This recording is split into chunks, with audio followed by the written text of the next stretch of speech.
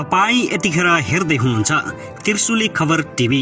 24 घण्टा ताजा खबरको लागि हाम्रो च्यानललाई सब्स्क्राइब गर्नुहोला, नजिक रहेको बेल आइकन दबाई हामीसँग जोडिनुहोला। बाबुराम भट्टराई र रामबहादुर थापा बादलले दायाँ बायाँ बसेर प्रधान सेनापतिलाई कारबाही गर भनेर दबाब दिएको प्रचण्डको खुलासा। एमसीसी पास नभएको भए देश अस्थिर हुन्थ्यो। प्रधानमन्त्री देउबा रामचन्द्र पौडेल चुनावी तालमेलको पक्षमा, गगन थापा विश्वप्रकाश शर्मा अर्कै कित्तामा देश जोगाउने पार्टी भनेकी माओवादी भएको प्रचण्डको ठकुवा। संसदबाट एमसीसी पास भएपछि गठबन्धन सुरक्षित भएको छ। सर्वोच्च अदालतमा गोरु ब्यायो, 5वटा बाछा पनि पायो। एमाले अध्यक्ष केपी शर्मा ओली एकाएक किन फायर भए एमाले अध्यक्ष ओली? सर्वदलीय बैठकमा एमालेको जिकिर, अध्यादेश खारेजिसके नेकपा यसको राष्ट्रिय दलको मान्यता पनि स्वतः खारेज। एमसीसी पारित गरिदिएका छौँ, अब ग्लोबल टेन्डर हुन्छ, फाइदा लिनुहोस् ठेकेदारहरूलाई प्रधानमन्त्री देउबाको सुझाव। एमसीसी बारे गृहमन्त्री बालकृष्ण खाँड भन्छन्, बिजुलीको तारबाट कुनै पनि देशको सेना आउन सक्दैन। र सुर्खेतमा माओवादी केन्द्रका अध्यक्ष प्रचण्डले भाषण गर्दा गर्दै ढुङ्गा हानेको कुरा भ्रामक भएको खुलासा। प्रचण्डको चस्मा फुट्यो भन्दै सामाजिक सञ्जालमा आयो, एकाएक मचियो खैरा बुइरा। अब हेर्नुहोस् पुरा समाचार।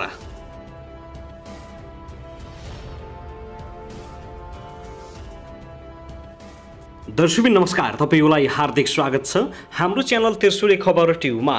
यदि हाम्रो च्यानललाई अहिलेसम्म सब्स्क्राइब गर्नुभएको छैन भने सब्स्क्राइब गरी नजिक रहेको बेल आइकनलाई दबाई हामीसँग जोडिनुहोला।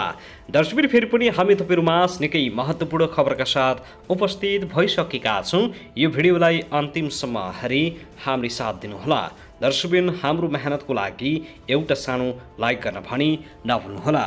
कहाँ हेर्दै हुनुहुन्छ, के भन्न चाहनुहुन्छ, तपाईँको मनमा लागेको प्रतिक्रिया अवश्य पनि कमेन्ट गर्न नभुल्नुहोला। दर्शकबिन आउनुहोस् अब पहिलो खबरतर्फ लागौँ।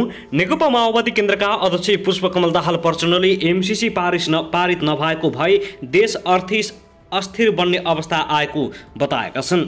शुक्रबार कर्णाली प्रदेशको राजधानी सुर्खेतमा कर्णालीका अगुवा कार्यकर्ता भेला तथा प्रशिक्षणमा बोल्दै उनले एमसीसी पारित नभएको भए देश अस्थिर अवस्थामा जाने भएकाले अन्तिम अवस्थामा एमसीसी पास गरेको बताएका छन्। एमसीसी परियोजना माओवादीको नेतृत्वको सरकारका बेला सम्झौता भएको र त्यो बेला बाबुराम भट्टराई प्रधानमन्त्री भएको भट्टराईले त्यसबारे जानकारी नगराएको उनले बताएका छन्। एमसीसी पारित गर्ने विषयमा अहिले गठबन्धन सहमत भए पनि त्यसको केही बुदा सच्याउनु पर्ने अवस्था आएको प्रचण्डको भनाइ थियो।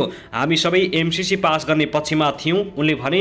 त्यो सम्झौतामा भएको केही बुदा सच्याउनु पर्छ भन्ने हाम्रो भनाइ हो। अहिले व्याख्यात्मक टिप्पणीसहित एमसीसी सच्याइएको छ। त्यस्तै पार्टीको केन्द्रीय महाधिवेशन भएको लामो समयसम्म पदाधिकारी चयन गर्न नसकेको अवस्थामा प्रचण्डले एकल नेतृत्व गर्ने कार्यकर्तालाई सङ्केत दिएका छन्। करिब 1 घण्टा एमसीसीका विषयमा कार्यकर्तालाई प्रशिक्षण दिएका प्रचण्डले विगतमा क्रान्तिकारी साथीहरूको कुरा सुन्दा आफू र माओवादी पार्टीले नै क्षति पुगेका कारणले अहिलेका क्रान्तिकारी साथीहरूको पनि कुरा नसुन्ने उनले बताएका छन्। 2064 सालको निर्वाचनपछि माओवादी ठुलो पार्टी बन्यो, हाम्रो नेतृत्वमा सरकार बन्यो। प्रधान सेनापति रुङबाल कटुवाल प्रधान सेनापति भएका थिए। रक्षा मन्त्री रामबहादुर थापा बादल थिए। बाबुराम र रामबहादुर थापा बादलले दायाँ बायाँ बसेर प्रधान सेनापतिलाई कारबाही गर भनेर दबाब बढाएका हुन्। त्यसगरी भर्खरै मात्रै प्राप्त समाचार अनुसार जिल्ला प्रहरी कार्यालय सुर्खेतले नेकपा माओवादी केन्द्रका अध्यक्ष पुष्पकमल दाहाल प्रचण्डमाथि ढुङ्गामुढा प्रहार भएको समाचार गलत भएको जनाएको छ। सामाजिक सञ्जाल फेसबुकमा प्रचण्डमाथि सुर्खेतमा ढुङ्गा प्रहार अवस्था गम्भीर भन्ने स्टाटस सार्वजनिक भएपछि त्यो गलत भएको जिल्ला प्रहरी कार्यालय सुर्खेतले जनाएको हो। जिल्ला प्रहरी कार्यालय सुर्खेतले आफ्नो फेसबुकमा आज मिति 2078 साल फागुन 27 गतेको दिन नेपाल कम्युनिस्ट पार्टी माओवादी केन्द्रका अध्यक्ष कमल दाहाल प्रचण्ड नेकपा माओवादी केन्द्र कर्णाली प्रदेश समितिको आयोजनामा सञ्चालित राजनीतिक तथा वैचारिक प्रशिक्षण कार्यक्रमलाई सम्बोधन गर्न सुर्खेत आउनु भएकोमा हाल सामाजिक सञ्जालमा उहाँमाथि ढुङ्गामुढा प्रहार भएको भनी समाचार तथा सूचना केही व्यक्ति तथा मिडियाले अनर्गन तथा आधाररहित रूपमा सम्प्रेषण गरेको पाइएकाले यसमा कुनै पनि सत्यता नभएको बेहोरा अनुरोध गरिन्छ फेसबुकमा लेखिएको छ। साथै यस प्रकारका झुट्टा भ्रामक र शान्ति सुरक्षाको दृष्टिकोणले गम्भीर प्रकृतिका सूचनाहरू सम्प्रेषण गरिएको पाइएमा विद्युतीय कारोबार ऐन 2063 बमोजिम कारबाही हुने बेहोरा समेत उल्लेख गरिएको छ। दर्शकबिन त्यसगरी नेकपा एमालेका अध्यक्ष केपी शर्मा ओलीले 5 दलीय गठबन्धनलाई चुनावबाटै ठेगान लगाइदिने चेतावनी दिएका छन्। पोखरामा आज शुक्रबार प्रेस चौतारी नेपालको अधिवेशनलाई सम्बोधन गर्दै पूर्व प्रधानमन्त्री समेत रहेका एमाले अध्यक्ष ओलीले यसका लागि सडक आन्दोलन र बलिदान गर्नुपर्ने अवस्था नरहेको बताएका छन्। देशको राजनीतिक बिगार्न नदिन बलिदान रगत बगाउने होइन, सडकमा गइराख्नुपर्ने अवस्था पनि छैन। ओलीले भने हामी निर्वाचनबाटै ठेगान लगाउन सक्छौँ किनकि महान जनताको साथ हामीलाई छ। राजनीति दुई धारमा बाँडिएको भन्दै उनले सत्यको संवाहक हुन सञ्चारकर्मीलाई आग्रह गर्दै ओलीले आफूहरू देशको पक्षमा रहेको दावी गरेका छन्। राजनीतिक शक्ति अहिले दुई धारमा बाँडिएको छ, एउटा लोकतन्त्रको पक्षमा, अर्को मामिला झुट जाली फटाहाको पक्षमा छन्। उनले भने तपाईहरू सत्यको संवाहक बन्नुहोस्। ओलीले आफूहरू लोकतन्त्र, देशभक्त, गुमेको भूमि फिर्ता लिने र राष्ट्रिय स्वाभिमानको पक्षमा रहेको दावी गरेका छन्। अर्को प्रसङ्गमा उनले सर्वोच्च अदालतको परमादेशले 5वटा बादशाह जन्माएको समेत टिप्पणी गरेका छन्। 5 दलीय गठबन्धनप्रति लक्ष्य गर्दै ओलीले भने संसदले सरकार बनाउने र भत्काउने गर्छ, त्यो काम जनप्रतिनिधिको काम हो। गोरु ब्याउँदैन भन्थे, नेपालमा ब्यायो, 5वटा बादशाह पनि पायो जुन गठबन्धन भन्ने छ। उनले आफू नेतृत्वको सरकार असंवैधानिक तरिकाले हटाएको समेत दावी गरेका छन्। केपी ओलीको सरकार ढाल्नु नै थियो, न्यायाधीशको के बिगारिदिएको थियो त्यो सरकारले। उनले भने पूर्वाग्रह विकास विरोधी षड्यन्त्र भयो, संविधानभन्दा बाहिर गएर सरकार ढालियो। आफू नेतृत्वको सरकार प्रगतिशील भएको समेत उनले ठकुवा गरेका छन्। दर्शकबिन त्यसैगरी नेकपा माओवादी केन्द्रका अध्यक्ष पुष्पकमल दाहाल प्रचण्डले आफ्नो शक्तिमा स्थानीय तहको चुनावका लागि तयारी थाल्न नेता कार्यकर्तालाई निर्देशन दिएका छन्। सुर्खेतको वीरेन्द्रनगरमा आज शुक्रबार पार्टीको कर्णाली प्रदेश कमिटी बैठकलाई सम्बोधनका क्रममा अध्यक्ष प्रचण्डले यस्तो बताएका हुन्। अध्यक्ष प्रचण्डले पार्टीको निर्वाचन केन्द्रित 2 महिने अभियान सुरु भएको बताउँदै अब आफ्नै बलबुतमा अगाडि बढ्दा उचित हुने उल्लेख गरेका छन्। स्थानीय तह निर्वाचन आउँदैछ, यस्तोमा हाम्रो पार्टीको निर्वाचन लक्षित 2 महिने अभियान सुरु हुँदैछ। दाहालले भने अब हामीले आफ्नै बलमा चुनाव जित्ने हिम्मत गर्नुपर्छ, गठबन्धनको बैशाखी टेकेर चुनाव जित्ने सपना नदेखे हुन्छ।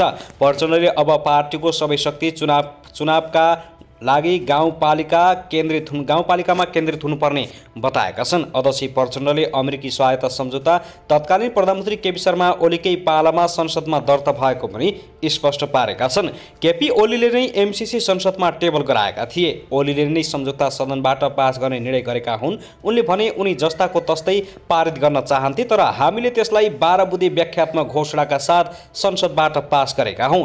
ओलीले नेपाली काङ्ग्रेससँग सभामुख हटाउने कुरा अगाडि बढाएका थिए। हामीसँग 19 बुँदे आरोपमा माफी मागेर फिर्ता लिनुपर्ने र 14 जना समाजवादीका सांसद हटाउनु पर्ने कुरा गरेका थिए। उनले भने त्यसपछि मात्रै एमसीसीमा निकासको सम्भावना हुने कुरा उठेको हो।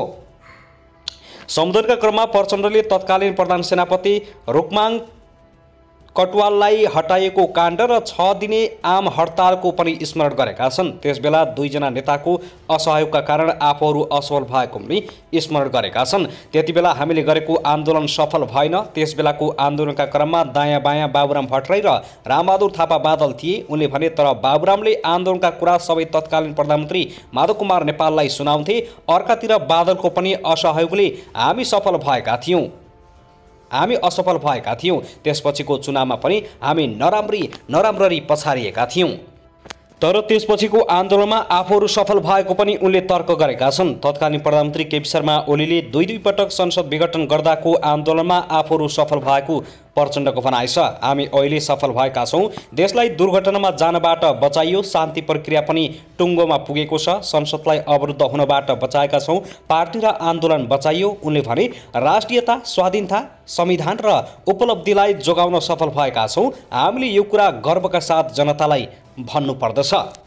दर्शकबिन त्यसैगरी संस्कृति, पर्यटन तथा नागरिक उडान मन्त्री प्रेमबहादुर आलेले आफू पदमा रहँदासम्म नेपाली जनताकै काम गरेर बस्ने बताएका छन्। आफूले गरेका कामबाट नेपाली नागरिकको शिर नेहुरिन नदिने स्पष्ट पारेका छन्। नेपाल दलित साहित्य तथा संस्कृति प्रतिष्ठानको आज काठमाडौँमा आयोजित 6औं राष्ट्रिय सम्मेलनमा मन्त्री आलेले भने म जति समय पदमा रहन्छु त्यति नै समय देश र नागरिकका हितका लागि नै काम गर्छु। देश र नागरिक भन्दा मेरा लागि अरू कुनै ठुलो कुरा होइन।